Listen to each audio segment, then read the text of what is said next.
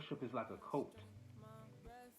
It doesn't change the weather that you're in, but it changes the conditions that you're in when enduring that. When our faith gets weary, we have to find a place, that secret place, with God, and plug in and recharge. He said it get dangerous, it get gnarly. So the sword of the spirit is stay on. What's up, y'all? Listen, I got a message for you today. Today we're going to be talking about worship and what can worship do for you. What can worship do for you in your situation? See, worship is so important, but to some believers and some people, it gets bypassed. I heard from Dr. Tony Evans. He said that worship is like a coat. It doesn't change the weather that you're in, but it changes the conditions that you're in when enduring that. In the same way, that's what worship is for us. It centers us. It recharges us. It's like just like an electric car, when it's running low on energy, it has to go find a station to get plugged up again to recharge. That is worship for us. When our faith gets low, when our faith gets weary, we have to find a place, that secret place, with God, and plug in and recharge. That is a place where you can find your peace. That is a place where you can be reminded that Jesus is Lord over no matter what situation or circumstance that you're going through. Jesus tells us to worship in spirit and in truth. How do you worship in spirit and in truth if you don't have peace in Jesus? If you don't have the truth of who Jesus is and how he is Lord over everything, and he is the Alpha and the Omega, the beginning and the end. He knows your problems. He knows how the problem is going to end. He has a way for your problems to be solved, which he brought about, and he's working behind the scenes. If you don't know these things, that God is Lord over your problems, how can you worship in spirit and in truth?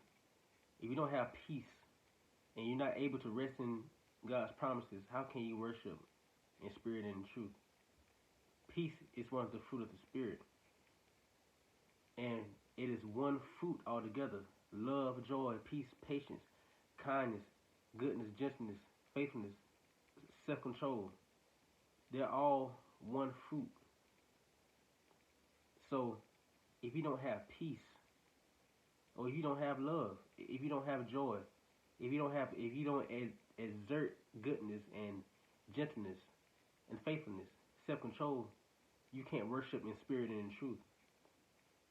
So you can't have peace in Jesus and knowing the truth that whatever you're going through, he has it all under control. If you can't have this peace, if you're missing even one component of the fruit of the Spirit, then you're not worshiping in the spirit and in truth. See, you have to learn how to have peace, love, joy, patience in Jesus. Have kindness, goodness, gentleness, and self-control like Jesus. And have faith in Jesus to be able to worship in spirit and in truth. You have to have all the components of the fruit of the Spirit. That is how you come to this place, in the secret place where you worship God, and you are reminded that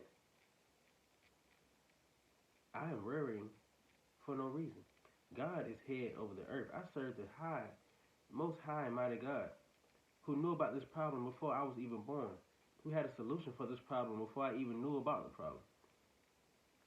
You got to change your perspective and know worship is where you change it. You're able to take what you see and change it from what you see until walking by faith and not by sight. You get that spiritual recharge to where you can trust in the Lord with all your heart and lean not on your own understanding, where you remember that God works together all things for the good of those who love him. Worship is that place, in that secret place, where you are reminded that it's all good. You're reminded of God's goodness. See, when we worship in spirit and in truth, it's an act of obedience. And worship is not just getting on your hands and knees and singing and praising and adoration to God. Worship is the way you walk in obedience so that you are able to be a vessel for God, so that you are able to be a conductor and conduit of His most glorious light. Worship God in spirit and in truth. Get your spiritual recharge. Every time your faith gets weary, go into that secret place. Go into the secret place and stay in the secret place and see what worship can do for you. Y'all be blessed. Pop out with the game, we gon' step two. Giving praises to the King, yeah. To the King, I got that armor on my body. Are you gon' pull up to the party? Said it get dangerous, it get gnarly. So the sword of the spirit is stay on